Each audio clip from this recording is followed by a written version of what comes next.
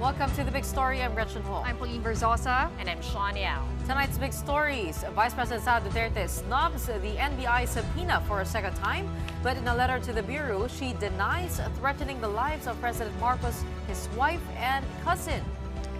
And a blow to Marikina Mayor Marcy Teodoro's congressional bid. He is disqualified for failing to prove residence in the city's 1st district, which he wants to represent next year.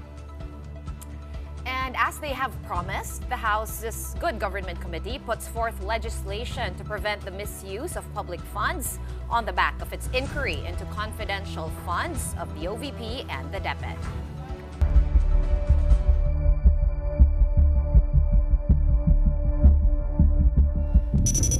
For the second time, Vice President Sara Duterte skipped a personal appearance at the National Bureau of Investigation. Instead, she sent a letter through her lawyer. And in that letter, she denied threatening President Bongbong Marcos, his wife Liza, and his cousin, House Speaker Martin Romualdez. Now recall that she intimated contracting somebody to kill the three in the event she is murdered. However, Vice President Duterte did make it to the Thanksgiving party that her office threw for the media. In a press conference after, VP Sara said that she does not regret her kill statement. The big story tonight from Brian Basa. Vice President Sara Duterte was a no-show yet again at the NBI, despite the fact that this is already a rescheduled appearance. State investigators issued another subpoena for December 11th after Duterte asked to skip the first summons dated November 29th. Instead, a lawyer appeared on VP Sara's behalf. He did not say why his client was missing the appointment again. Hindi siya darating hindi ko darating. Yun lang ganun, hanggang doon lang ako ha. The lawyer only brought an explanation letter from Duterte, which the NBI did not detail. What the Bureau only divulged, the VP rebuffing possible charges that could be filed against her, such as grave threats and violation of the Anti-Terrorism Act. She vehemently denied the accusation that she threatened the President, the First Lady, and the Speaker.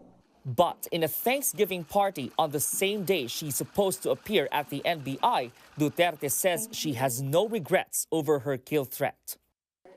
No, ma'am. Buti na yung alam nila, ma'am, na pag namatay ako, hindi talaga ako, I will not die in vain. The vice president also sharing her reading of the ongoing investigation against her. Duterte believes there's been a plan all along to use the anti-terrorism law to ease her out. Very recently, I read again the law, and then I found there that there is a provision there, removal from office. So on that point, it's still kumbaga an avenue, I think, that they're pursuing to remove me from office. While the NBI has guaranteed a fair probe, VP Sara doubts it will happen. And if at some point a warrant for her arrest is issued, Duterte says she will not evade prosecution. I want to be able to still see my children. So I have no plans of doing that. I have no plans of leaving the country to hide. For News 5, I'm Brian Basa, and we are One News. So where does the probe of VP Duterte go from here, with her failing to personally explain her side? Let's ask or throw that question to our first guest for tonight. We have on the line Justice Undersecretary Jesse Andres. Magandang gabi po sa inyo. Yes, good evening everyone. Yusek, ladies and everyone in audience. Yusek, let's go to the recent update. Vice President Sara not regretting what she said about the President, the First Lady, and cousin Martin Romualdez, and her non-appearance at the NBI, sending her lawyer, sinabi niya hindi naman required ito, yung kanyang appearance. Tama po ba yun? And what do you take from her statements? Well, it's very unfortunate that the Vice President did not take advantage of the opportunity to express her side fully to the National Bureau of Investigation so that we can get, the complete picture. There were two matters that were supposed to be the subject of the investigation. And first, and foremost was also the alleged complaint of the vice president that there were also threats on her life. The National Bureau of Investigation is also tasked to investigate this kind of matter, a national security matter that involves the life of the vice president. So that exactly we set the investigation for two purposes. And the first one was really to get to the bottom of the alleged threats against the vice president. Because normally there is a security officer assigned to the office of the vice president, and this security officer should have registered a police blotter complaint regarding any threat to the principal, to the vice president. And as of this time, we are not aware of such a threat or a complaint in the police blotter with respect to threats on her. So the second matter that we were supposed to investigate were her utterances, that the threats that he gave on the life of the sitting president, the First Lady, and Speaker Martin Romualdez. So there is a legal compulsion for any person who is the subject of a subpoena coming from the National Bureau of Investigation uh, to come and shed light on the matter under investigation. This is a compulsory legal process because the mandate or the charter of the National Bureau of Investigation empowers it to issue a subpoena with legal compulsion to attend. So that is also another possible criminal offense that the vice president would commit if she would not heed the subpoena. And apparently she has no intention whatsoever to heed the subpoena, as she is saying that there is no need for her to attend the investigation, and he is just plainly denying everything. So it's unfortunate that this chance, this opportunity that the vice president is being given to present her side is practically being waived Okay. by the VP. Okay, Yusek, let's dissect that into three issues. So the first is Sure. the threat versus her. The second is the threat that she made, right? And the third is what you just said. Let's do the threat versus her. In a press conference earlier today, the vice president did give a statement when asked by reporters, no, as to why she didn't report or supposedly did not report, because she has been saying na dokumentado naman eh. All the threats against her have been documented. She even mentioned police blotters in the press con earlier. However, she did say that she doesn't trust the authorities. Now, what happens to that threat, right? So you can't investigate it because it has actually not been reported to you guys.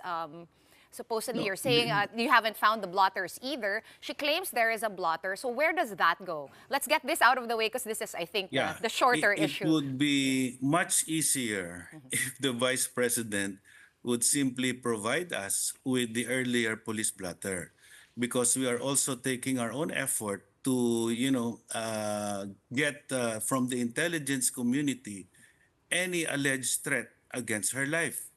So if there is a particular person, individual, or situation that may have caused a threat on her life, it would be much easier for the NBI to proceed with a follow-up investigation if she would give details. But I do not know why she is, very uncooperative on this aspect. It's a duty of the NBI that from the very beginning I was saying we will investigate and also protect the sitting vice president, because that is our mandate under the National Bureau of Investigation.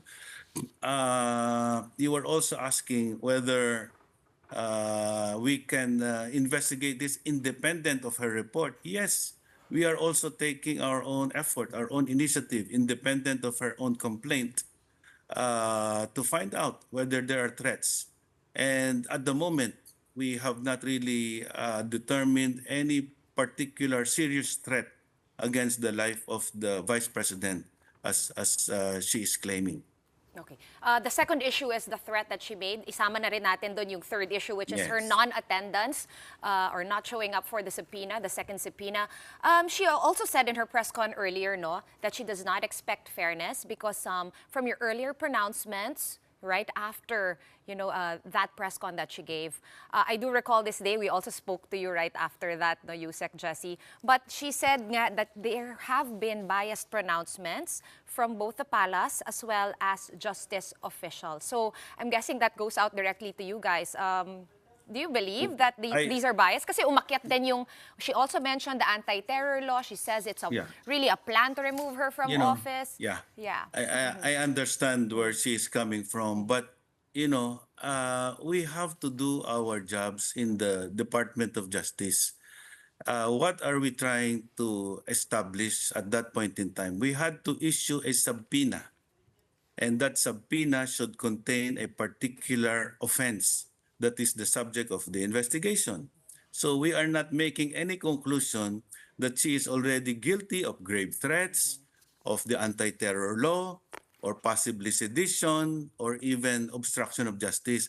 But the subpoena is a necessary means to afford her the opportunity to explain her side on the possible charges. It has to be commenced in that manner.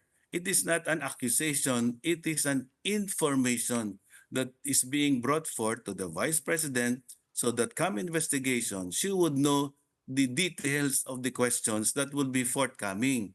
So we are not accusing her, we are not making a conclusion that she is already guilty of grave threats or of the violation of the anti-terror law.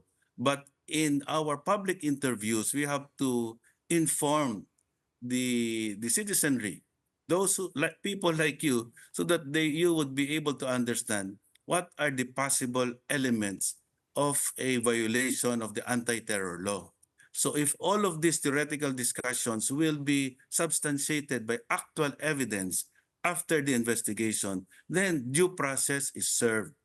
But for us to make a discussion, we always end it by saying, but nonetheless, we will give the Vice President the full opportunity to present her side, and we will also gather evidence, both incriminating, possibly incriminating, or exculpating in the course of the investigation. So it is not a closed book. It is the matter of due process that we are trying to ensure.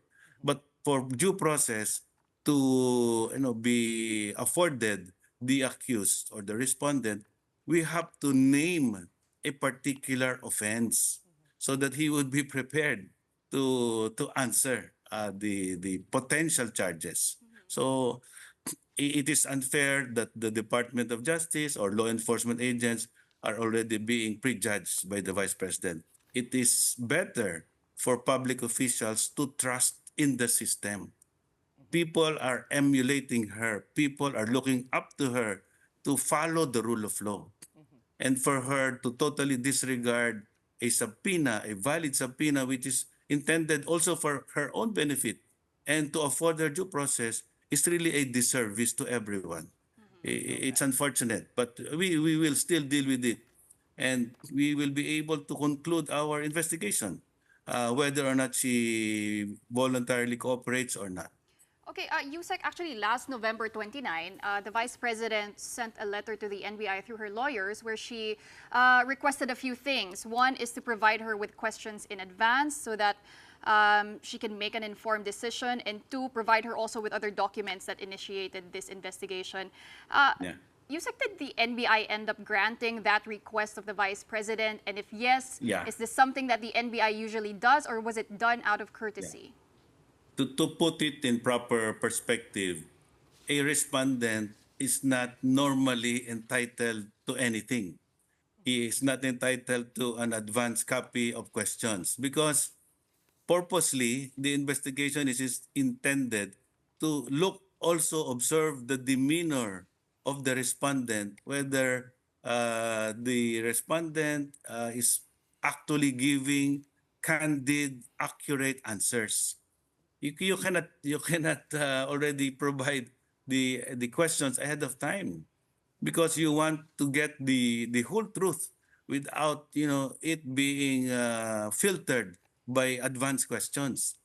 So never in normal investigation will the respondent be entitled to any. So again, we are trying to proceed in this manner in a uniform way, because we cannot give special treatment to anybody. If we provide the advanced questions to a high-ranking official, then we have to do it to everyone who undergoes an NBI investigation, which is not the normal process.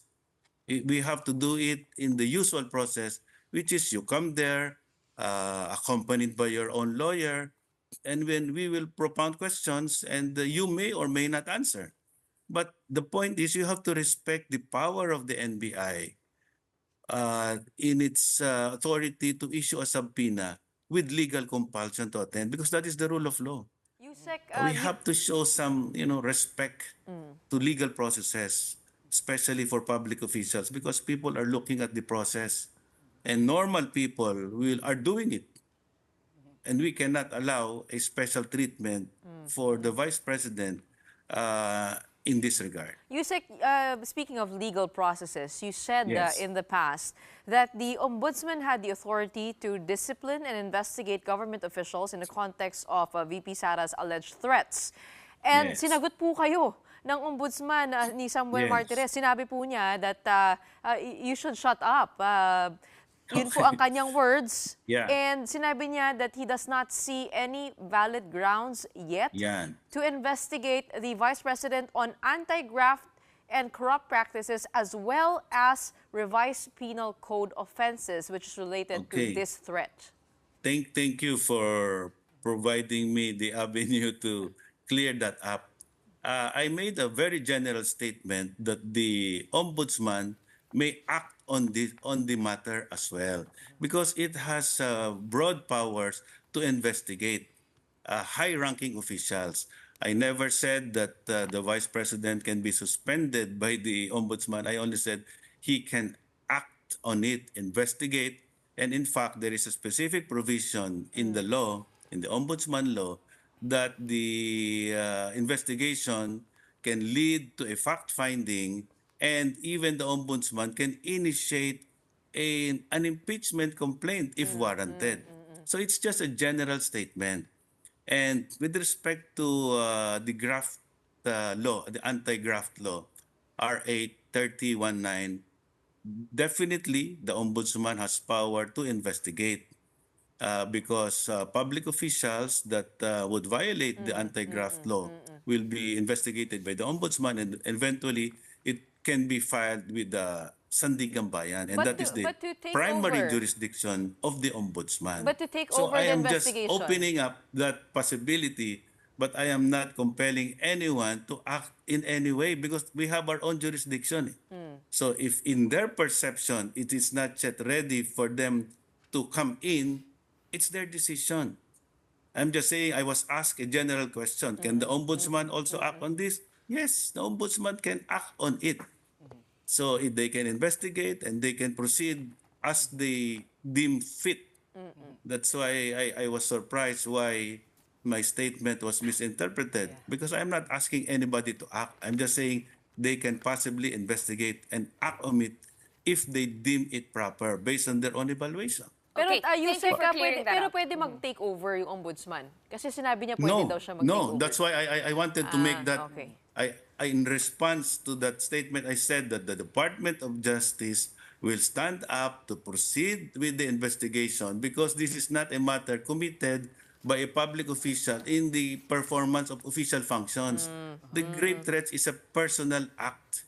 It is not in relation to her being a public official. Right. Only the hold that- matters referring to the misuse of public funds is an area that falls within the 3019 or the anti-graft law. You said With let's- respect to the anti-terror law, no, the ombudsman cannot take over. And with respect to the grave threats and sedition, the DOJ has jurisdiction. Okay, thanks for clearing that up, Yusek. Actually, that's what I wanted to talk to you about, yung threat, no? Like you mentioned, and like the Vice President insists, it is of a personal nature.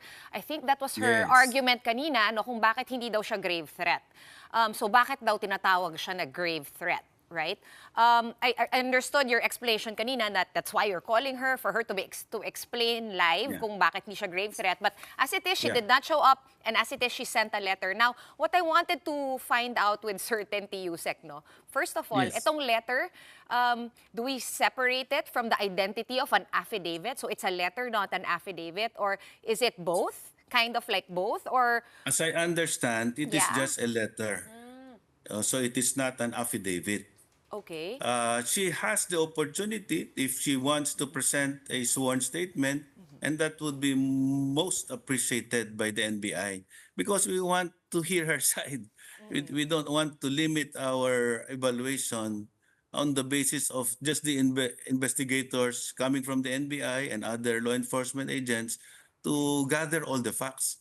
The facts or the narration coming from the VP is something that we need so that we can put in proper perspective her statements. But otherwise, we will still proceed with the investigation and make our own evaluation based on the literal translation and understanding of the utterances of the Vice President. Grave threats is so easy to prove because it doesn't matter whether you are bluffing or not. The fact is, if you give a threat to an individual of harm to him, his property, or the family, that already consummates the crime of grave threat. The anti-terror law also is being looked at because it is a very broad law where a threat to the life of a public official, when it is being done to sow fear or intimidation, can already be punishable even if it is not actually done. The mere proposal to commit those acts of threats or a conspiracy to do these acts of terror, even if the actual terrorism is not done, is already punishable. Okay. Because that is how broad and strong this law is. Because it is intended to protect the entire population, the citizenry, the society. Terrorism can exterminate a whole community. That is why the government should have the ability to prevent such large-scale or dangerous occurrences that will threaten lives of communities. That is what is being intended. So even a mere proposal is already punishable. That is why we're saying, with enough evidence based on due process, we are looking at this as a possible charge. But we are not precluded from, not filing or filing, but we will base it all on the evidence because we have changed the rules in the Department of Justice now. Yes. It is no longer probable cause, the possession of evidence that can engender a probability of guilt. No, our higher threshold of evidence now is prima facie evidence with reasonable certainty of conviction. So it is not a flimsy evidence, it's not a slight amount of evidence. It is convincing evidence that will warrant a conviction in court. That is the kind of evidence that we need to gather before we file a case in court. Yusek, what happens we are now? doing that. Right. Yusek, what happens now? Pretty much we're cut and dried with today. 2 subpoenas snubbed. What happens now? Does the NBI proceed to investigate, then refer it to you guys pag may charges na with all the prima facie evidence? What are the difference? How many scenarios are we looking at here? Yeah. There is a principle in constitutional law that you have the right to remain silent, you have the right against self-incrimination. But the government and the law enforcement agents are not helpless in gathering evidence. We can apply to the courts for a cyber warrant, a warrant for more information. We can subpoena more people. We can investigate previous acts committed in the past. There are many things in the past that are covered by media. The previous utterances of the Vice President are all evidence that can be used in this investigation. Okay. We have to put the entire context. If it is a sedition matter, it is not an isolated snapshot. It has to be a public and tumultuous act that affects security. So it is not just the statement given during the press conference where the vice president made threats on the life of the president, the first lady, and the speaker of the house. There are so many other statements that you can take in to put the correct context of that last statement. Yusek, So bilang panghuli, that taken oo. together will be the evidence in chief. Yusek, bilang panghuli, ano, kasi naubusan na po tayo ng oras, ano. Sorry, yeah. The one threatened here is the president. What if he does not want anybody to pursue this anymore? Because he says this is a waste of time. Is there no case? As I understand, the president was referring to the impeachment process as Just a waste of hypothetically. time. But what if? Hypothetically. But what if ayaw na po niyang i-pursue yan? In every criminal offense, there is a public interest involved because the criminal laws actually protect the public, not just the private offended party. So there are three possible private offended parties: the president, the first lady, and the speaker of the house. They can be complainants. They can, decline to participate, and that would, not proceed to engender sufficient evidence for a conviction. And that is probably a reason where the courts can acquit the accused if they will not participate in the trial itself. But All right. the job of the Department of Justice now first is to determine whether a charge should be filed in court. Whether or not they will participate in the eventual court proceedings as witnesses would be a different matter. So it is possible that the court will not find the accused guilty because there is not sufficient evidence, and that is when desistance is resorted to, affidavit of desistance, so that the court will have a basis to dismiss the charges. All right, We'll see. we shall await the next moves of the NBI and the DOJ. In the meantime, thank you so much for explaining all of that to us and joining us on the big story tonight. Justice Undersecretary Jessie Andres. Well, we're taking a quick timeout, but up next, Marikina Mayor Marcy Teodoro's congressional bid gets shut down by the COMELEC, citing residency issues. We'll get the reaction of Mayor Teodoro himself in just a bit. Keep it here on One News.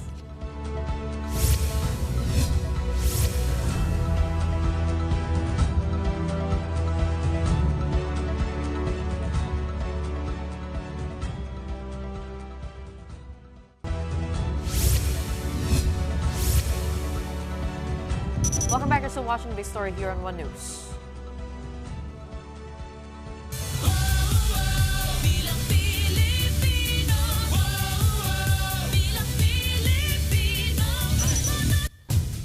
Just in case you forgot, because we were a bit late with that T-card. But yes, elections are coming up next year, and incumbent Marikina Mayor Marcy Teodoro has been disqualified from his congressional bid. In a 25-page decision, the COMELEC's First Division canceled Teodoro's certificate of candidacy over material misrepresentation. The poll body says the mayor failed to establish that he, in fact, is a resident of the 1st District of Marikina at least 1 year before the midterm elections. Now, the case's petitioners included Senator Coco Pimentel, who would be Marcy's opponent for the House seat. Reports say that Teodoro submitted notarized documents placing his residence in the 2nd District of Marikina in Barangay Tumana. Later on, he showed proof of residence in Barangay San Roque in the 2nd District via a transfer of voter records and a couple of utility bills. Or rather, a transfer to the 1st District of Marikina. Let's now get the reaction straight from the horse's mouth. We have with us tonight on the line, Mayor Marcy Teodoro of Marikina. Good evening, Mayor Marcy. Can you hear us okay? Yeah, good evening. Good evening, ladies and our viewers. Okay, I think you heard what the report we just read, Mayor. What do you have to say? Yeah, I'm still waiting for the copy of the resolution coming from the First Division of COMELEC. And until such time, I think I could intelligibly reply to any question. But at any rate, we intend to file a motion for reconsideration since resolution or decision of the division is not yet final and executory. It's still appealable in the en banc. And what was your initial reaction? Did you expect it? I was just curious, Mayor Marcy. We heard one such case already, Leono Cayetano from Taguig, same thing happened to him. After that happened, did you expect that this could possibly happen to you as well? It's really part of the political maneuvering, especially in local elections like this or in congressional elections. When I transferred my voters registration, they already filed for cancellation or denial, of course, on my voters registration. However, COMELEC uphold my voters registration in the first district. So I was then confident, very, very confident, so that my COC is in order. They filed 2 cases, in fact, of disqualification. So ang intention marahil talaga ay politika. So it's not a surprise on my part.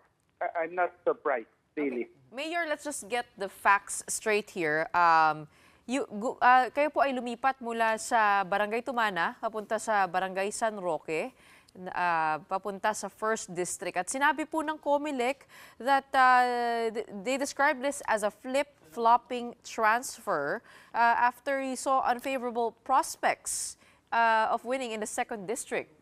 Ano po ba yung naging kwento doon? Kailan po kayo lumipat?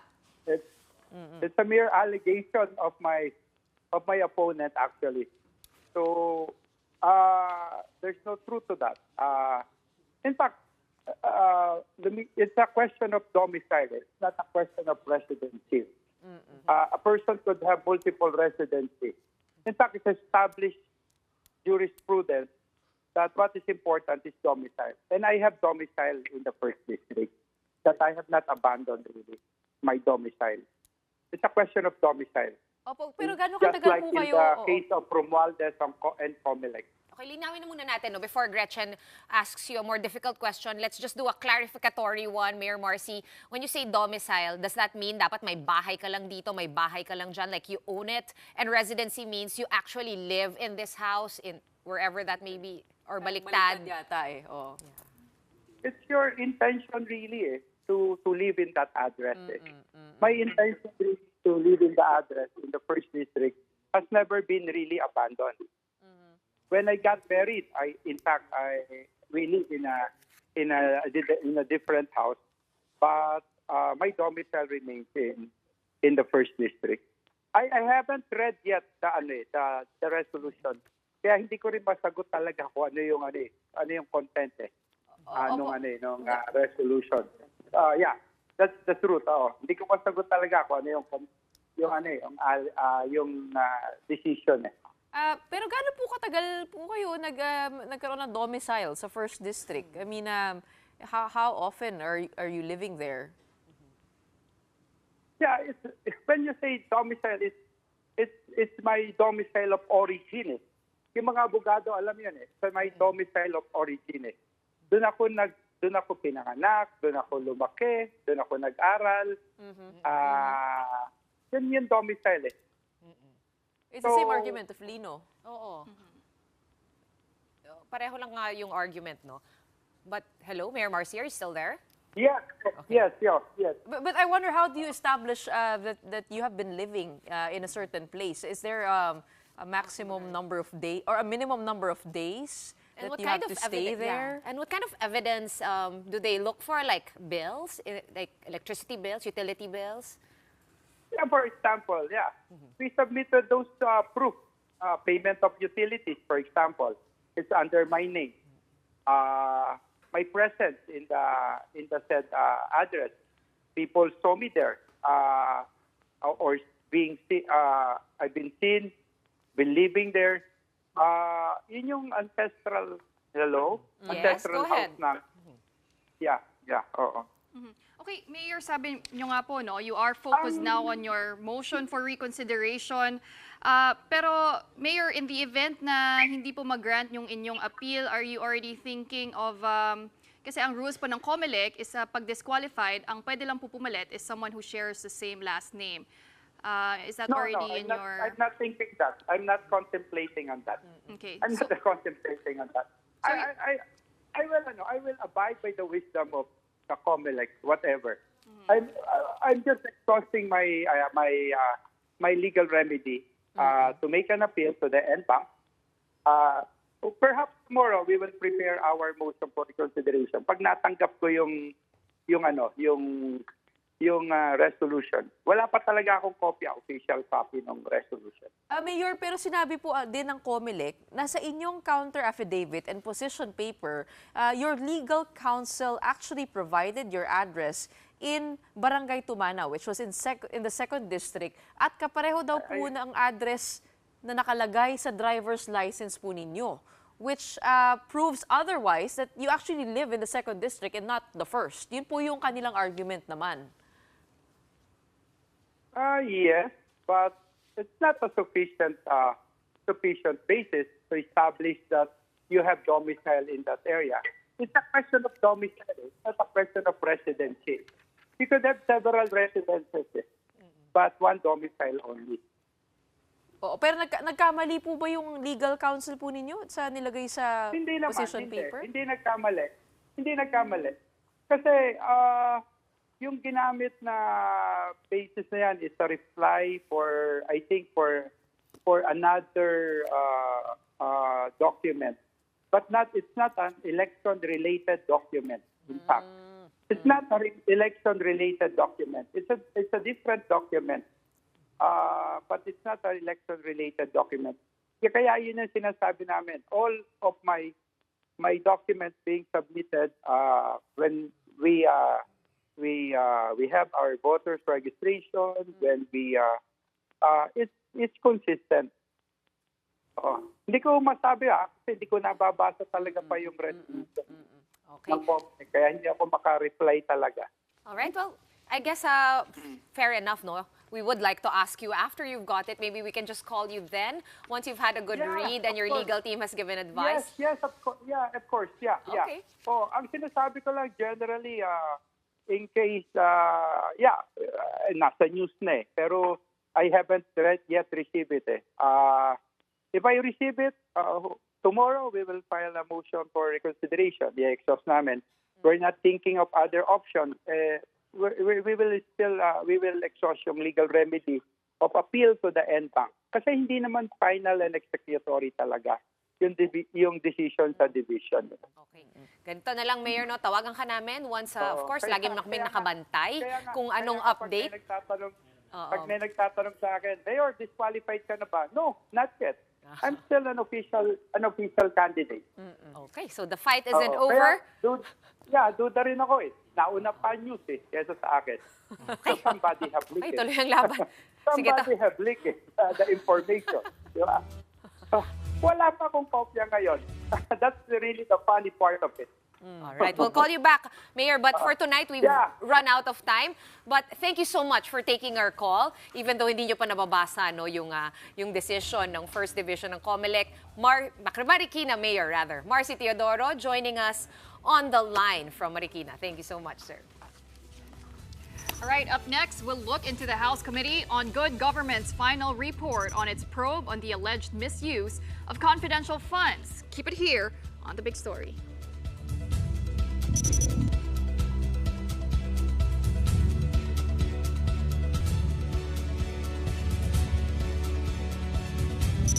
Welcome back to watching Big Story here on One News. After concluding the hearings on the allegedly anomalous confidential funds spending of the offices under Vice President Sara Duterte, the House Committee on Good Government files 2 measures to ensure such misuse will not happen again. Marian Enriquez with that story. Irregularities in how Vice President Sara Duterte's offices spent their confidential funds and the lack of stringent regulations for such funds prompted the House Committee on Good Government to file 2 bills.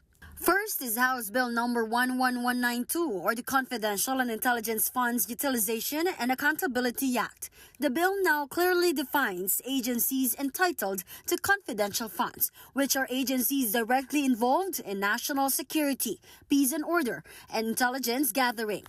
Reports for auditing on the use of confidential funds will also be required. We already have criminal laws. In fact, some of the words that have been thrown around were technical malversation, perjury, falsification, plunder, all of those put together. We already have the crimes to penalize. The problem is we can't really pinpoint the liability. Failure to submit reports will be meted with perpetual disqualification from office. Kaya po namin na binigyan ng mabigat na para maiwasan yung pagkukuntsabahan ng head of agency at saka ng SDO. Meanwhile, House Bill number 11193, or the Special Disbursing Officers Accountability Act, tightens the requirements for all appointed SDOs. They have to be permanent officials or employees of the agency with a salary grade of 24 and with educational background in accounting, auditing, or finance. They would also be required to personally distribute or disburse the confidential funds. Recall that this has been the subject of lawmakers' inquiry into the OVP and the Department of Education when Colonel Dennis Nolasco and Raymond Dante La Chica of the Vice Presidential Security and Protection Group handled confidential funds, allegedly due to orders of Vice President Duterte herself. The bill also indicates that the new rules apply even to the office of the President. For News 5, I'm Marian Enriquez. We are One News. Before we go, here's our big picture for tonight. Again, a reminder, we just have about 2 weeks to go before Christmas. And authorities have announced it. It's now official. The peak of holiday traffic is upon us. And I'm sure everybody felt that today here in Metro Manila. Look at that photo. EDSA and other city roads experiencing higher volume of vehicles. In EDSA alone, the MMDA recorded some 470,000 vehicles in that thoroughfare. Carrying capacity is something like 250,000. Heavy traffic has also been observed around malls. And how about you guys in other cities? How is the holiday traffic in your area? Of course, we only know that it took Gretchen Sobrang 4 hours from Rizal. Grabe, Oh my sobrang goodness. traffic. Dumaan ako sa Marcos Highway, tapos sa Amang, and I had to take a U-turn because it was a standstill. At sobrang standstill din, buong C5. Hindi yan nangyayari kasi nag-drive ako everyday. And it was so horrible today. Parang punta ka ng Baguio 4 hours travel 4-hour drive. Like, sabi ko, ano ba nangyayari? Parang pwede bang mag-no na lang sa lahat ng mga party? Pero, Kaya lang na-realize ko, hindi pala party pupuntahan ko, kundi trabaho. trabaho. Pero alam ko na kung bakit after seeing the other big news for today, which is, Pawi? Well, LaSalle forces a Game 3 in the UAAP Finals. Sayang na talaga yung UP fighting. Okay, Pero- sige. I'm going to Do or die. I'm going to quicken this extra so we can talk to the next guys the because sports they're right guys. here heckling. So that's it for the show.